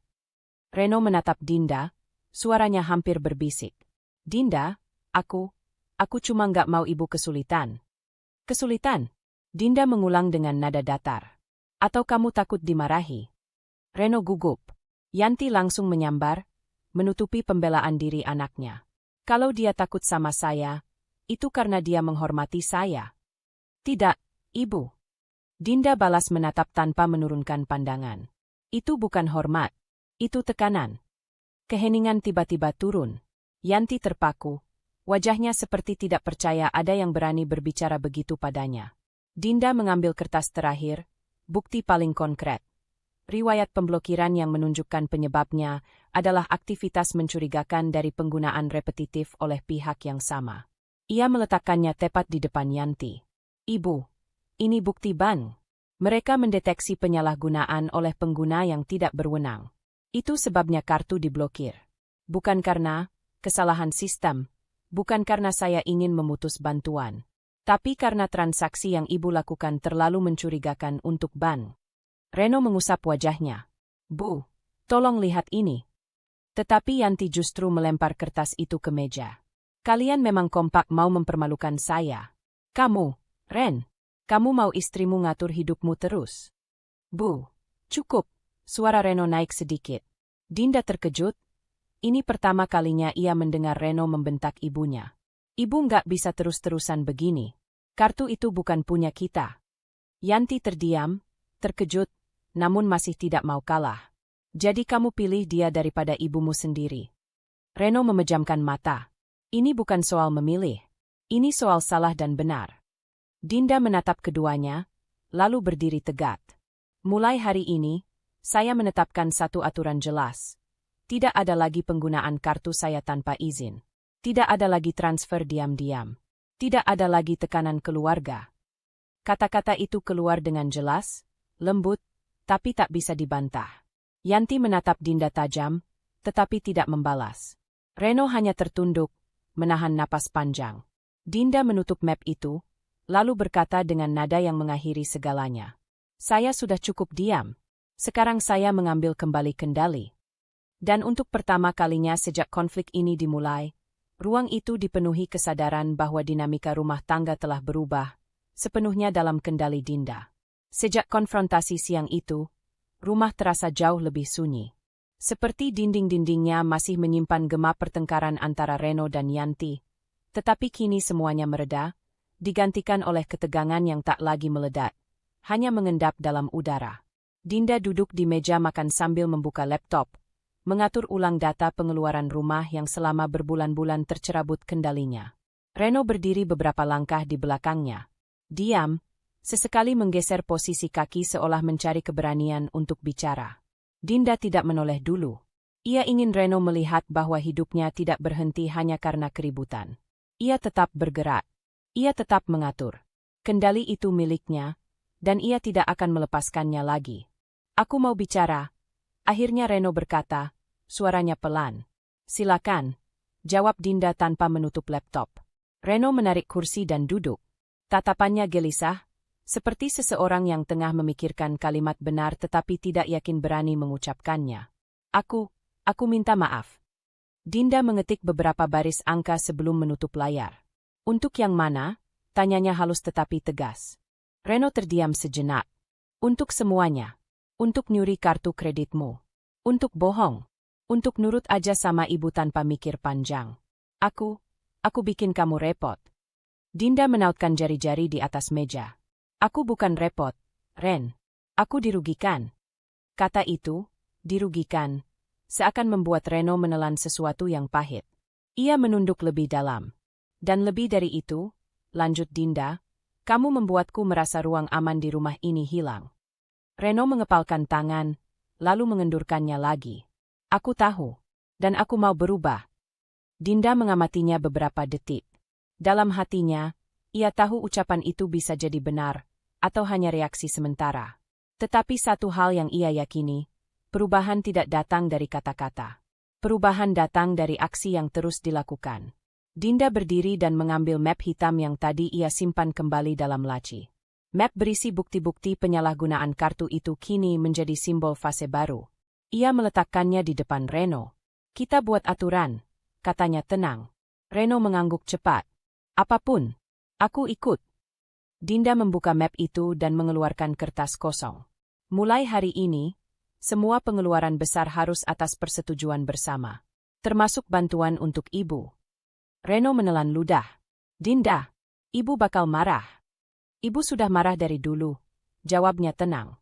Hasilnya, kamu ikut tertekan. Aku ikut rugi. Tidak ada yang sehat dari itu. Reno terdiam. Tidak membantah. Tidak membela. Dinda melanjutkan. Kamu tetap boleh membantu ibu. Tapi sesuai kemampuan kita, bukan sesuai keinginannya. Dan tidak menggunakan kartu atau uangku tanpa pembicaraan terlebih dahulu. Reno akhirnya mengangguk. Iya, aku siap. Dinda menggeser kertas itu ke arahnya. Tulis, biar kamu mengingatnya. Tanpa membantah, Reno mengambil pena. Tangannya sedikit bergetar saat menuliskan aturan-aturan yang Dinda sebutkan satu persatu. Setiap hurufnya seperti pengakuan dosa sekaligus janji baru. Setelah selesai, Reno menyerahkan kertas itu. Dinda membacanya perlahan, memastikan semuanya jelas. Lalu ia menandatanganinya terlebih dulu sebelum mendorongnya kembali. Sekarang kamu. Reno menatapnya, sejenak seperti ingin bertanya apakah ini diperlukan. Tetapi tatapan Dinda menjawab semuanya. Reno menandatangani kertas itu. Tanda bahwa kekacauan finansial yang ia buat tidak akan terulang. Setelah menaruh pena, Reno memijat keningnya. Aku tahu kamu marah. Tapi, terima kasih karena masih mau beresin semuanya. Aku pikir kamu bakal pergi. Dinda tidak langsung menjawab.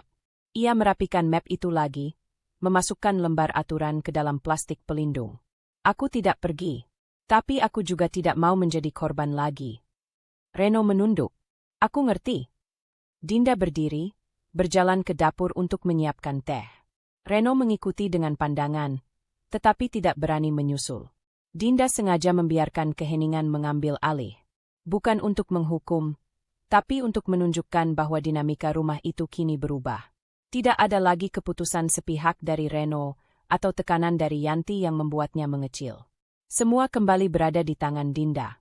Saat ia menuang air panas ke dalam gelas, Reno akhirnya berdiri dan mendekat perlahan. Aku bakal ngomong sama ibu. Bukan kamu lagi yang harus tanggung akibatnya. Dinda mengangguk kecil. Itu bagian kamu, bukan bagianku. Ada jeda panjang. Reno kemudian bicara dengan suara yang lebih mantap, lebih dewasa daripada sebelumnya. Mulai sekarang aku bakal lihat dulu apa yang benar buat kita. Bukan cuma nurutin ibu. Dinda menyerahkan secangkir teh kepadanya. Bagus. Mereka pindah kembali ke ruang tamu.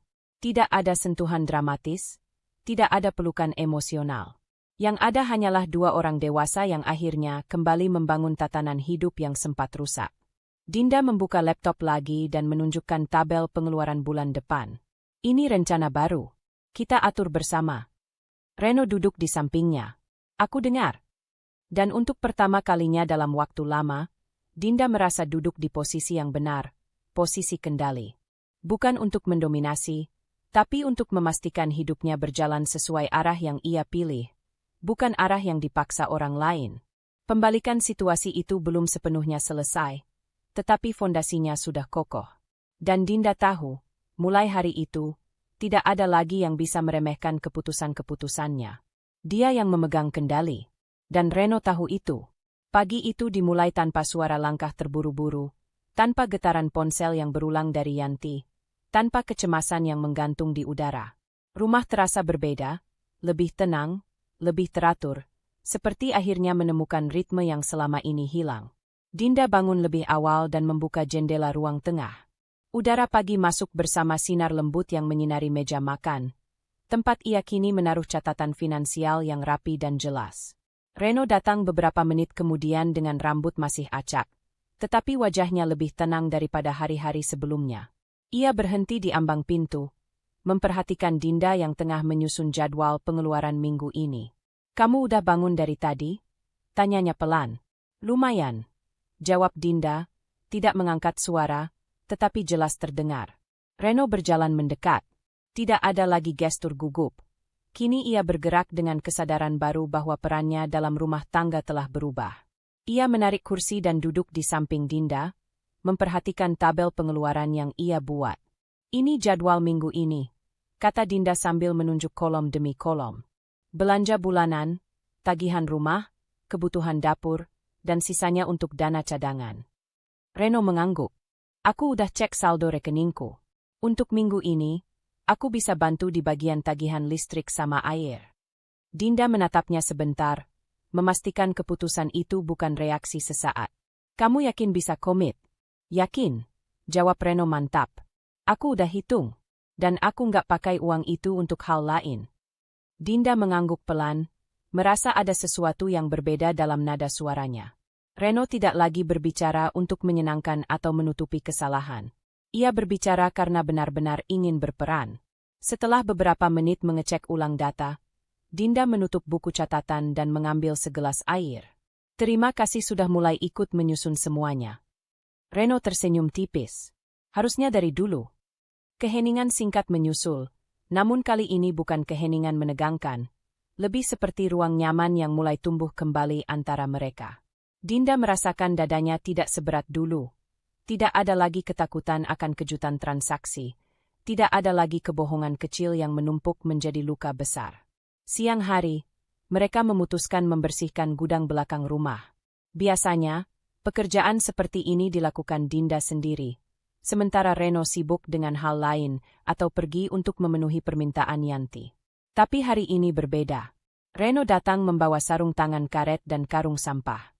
Aku bantu angkat yang berat, katanya. Dinda mengangguk. Mereka bekerja tanpa banyak bicara, tetapi koordinasinya berjalan mulus. Reno mengangkat kotak-kotak berat, sementara Dinda menyortir barang yang masih layak pakai. Sesekali mereka bertukar pandang, lalu melanjutkan pekerjaan masing-masing dengan tenang. Saat mereka selesai, gudang terlihat jauh lebih teratur. Reno menyeka keringat di dahinya. Lumayan juga. Rumah jadi lebih lega. Begitu rasanya kalau semua rapi, ujar Dinda sambil menutup pintu gudang. Ternyata rasanya enak. Reno menimpali, hampir bercanda. Dinda menoleh padanya. Ketenangan itu datang kalau dua-duanya punya peran. Bukan cuma satu. Reno menatapnya sejenak, lalu mengangguk. Aku ngerti. Saat sore menjelang, telepon Reno bergetar di meja. Nama Yanti muncul di layar, tetapi kali ini Reno melihat Dinda dulu sebelum menyentuh ponsel. Sikap itu, kecil namun jelas, adalah salah satu bukti perubahan nyata. Aku angkat ya, katanya. Dinda mengangguk.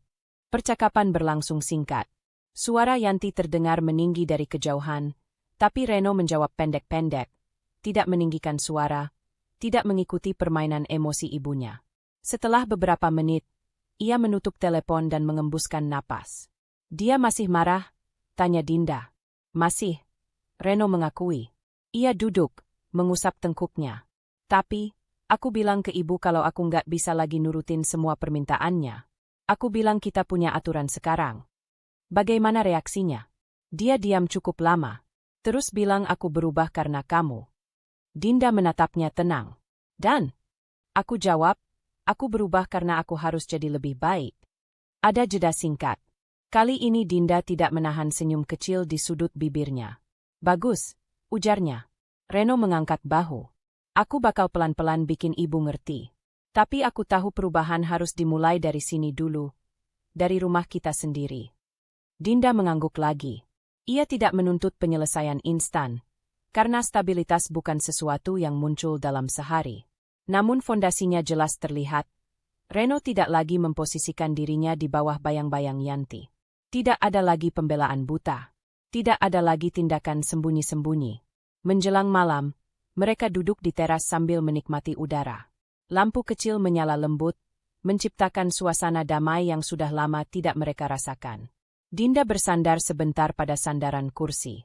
Aku sadar, katanya tiba-tiba, bahwa stabilitas bukan soal semuanya harus sempurna, tapi soal bagaimana kita menyikapi setiap hal dengan jujur dan jelas. Dan untuk pertama kalinya, aku merasa kita berada di arah yang benar. Reno menatapnya, wajahnya lebih lembut dari sebelumnya. Aku juga ngerasain itu. Dinda meneguk teh hangatnya. Aku butuh kamu tetap konsisten. Aku bakal usahain. Reno menjawab tanpa ragu. Keheningan kembali hadir. Namun kini rasanya nyaman. Seperti rumah akhirnya berdiri pada pondasi kokoh yang selama ini hancur perlahan tanpa mereka sadari. Dinda menutup matanya sesaat, merasakan ketenangan yang mulai pulih. Rumah ini, hidup ini, dan keseimbangan baru ini, semuanya kembali berada di jalurnya. Dan kali ini, ia tidak akan membiarkan siapapun menariknya keluar lagi. Pagi itu terasa berbeda sejak aku membuka mata. Ada keheningan yang tidak lagi menekan, justru menenangkan. Untuk pertama kalinya setelah berminggu-minggu menghadapi kekacauan, rumah terasa seperti milikku lagi. Udara lebih ringan, langkahku lebih mantap, dan napasku lebih teratur. Aku berdiri di depan cermin, merapikan kerudung sambil menatap pantulan wajahku. Kamu sudah selesai. Bisikku pelan pada diri sendiri. Tidak ada lagi rasa cemas. Tidak ada lagi ketakutan. Tidak ada lagi langkah-langkah yang harus kurencanakan dengan sembunyi-sembunyi. Semuanya telah selesai, dan aku yang menang. Saat aku turun ke bawah, Reno sudah duduk di meja makan. Tidak seperti biasanya, ia menunduk, terlihat hati-hati. Tidak ada suara Yanti pagi ini. Dan itu bukan karena dia sengaja menghindar, melainkan karena aku sudah menetapkan batas jelas. Tidak lagi ada campur tangan dari pihak luar, terutama soal keuangan. Pagi, ucap Reno dengan suara pelan. Aku mengambil gelas, mengisi air, lalu duduk tanpa terburu-buru. Pagi. Hening sebentar, tapi bukan hening yang canggung. Lebih tepatnya, hening yang diisi dengan kesadaran. Reno tahu posisinya sudah tidak lagi sama. Ia tidak bisa lagi mengambil keputusan sepihak, tidak bisa lagi menyembunyikan sesuatu di belakangku, dan yang paling penting, tidak bisa lagi menempatkanku sebagai pihak yang harus selalu mengalah.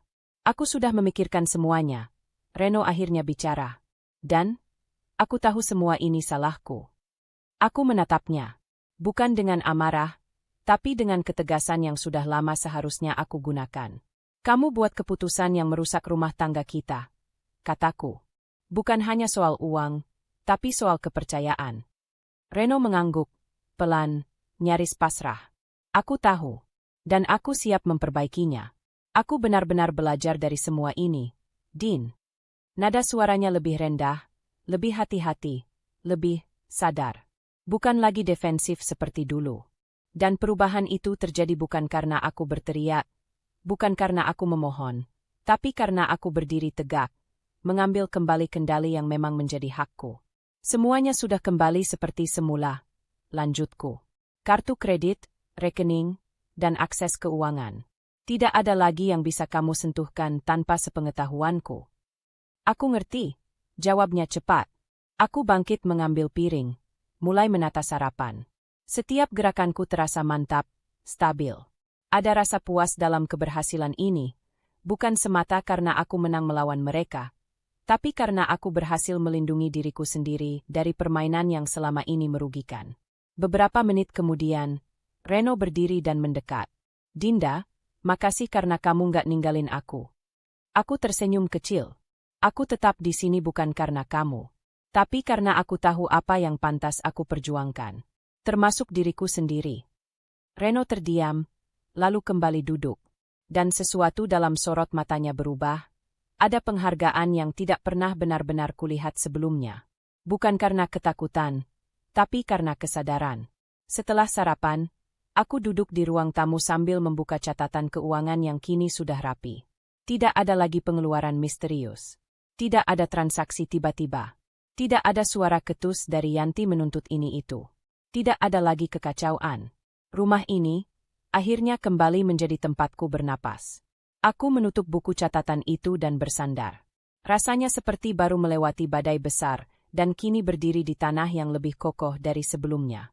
Semua yang kulakukan, rencana pembekuan kartu, pengumpulan bukti, bertahan di tengah tekanan, menghadapi Yanti, menegur Reno, mengatur ulang sistem rumah tangga, membuahkan hasil. Aku tidak hanya menang secara taktik, aku menang dalam ketenangan. Teleponku bergetar. Ada pesan dari bank, sekadar notifikasi keamanan rutin yang kini sudah biasa dan tidak lagi membuatku waspada. Aku tersenyum. Ini adalah simbol dari kontrol penuh yang sekarang aku pegang. Aku bangkit, membuka jendela ruang tamu, membiarkan angin pagi masuk. Cahaya matahari menembus tirai tipis, menerangi ruangan dengan lembut. Pikiranku terasa ringan. Perasaan menang bukan hanya soal membuat orang lain mundur. Perasaan menang adalah saat kamu berdiri tanpa gentar, memegang kendali atas hidupmu sendiri, menolak dipermainkan, dan menetapkan batas yang tidak bisa lagi dilewati siapapun. Dan hari ini, kemenangan itu terasa penuh. Aku menarik napas panjang. Untuk pertama kalinya dalam waktu lama, aku merasa benar-benar stabil, aman, dan dihargai. Semua sudah selesai, gumamku. Dan itu bukan sekadar kata-kata. Itu final. Tidak ada cliffhanger. Tidak ada bayang-bayang ancaman. Tidak ada kemungkinan lanjutan. Hanya ketenangan. Hanya kemenangan. Hanya Dinda, yang akhirnya berdiri di tempat yang seharusnya. Dalam hidup berumah tangga, kepercayaan dan kejujuran adalah fondasi yang tidak boleh digoyahkan. Ketika salah satu pihak mulai menyembunyikan hal penting, terutama soal keuangan, masalah kecil bisa berubah jadi badai besar. Karena itu, penting untuk selalu berkomunikasi, menetapkan batasan yang sehat, dan berani bersikap tegas ketika sesuatu mulai melenceng. Ingat, menjaga diri sendiri bukan berarti egois, justru itu langkah pertama untuk menjaga keluarga tetap sehat. Terima kasih sudah mengikuti kisah ini sampai akhir. Semoga cerita Dinda memberi pelajaran, kekuatan, dan sudut pandang baru bagi siapapun yang sedang menghadapi situasi serupa. Sampai jumpa di kisah berikutnya. Tetap bijak, tetap kuat, dan jaga hatimu selalu.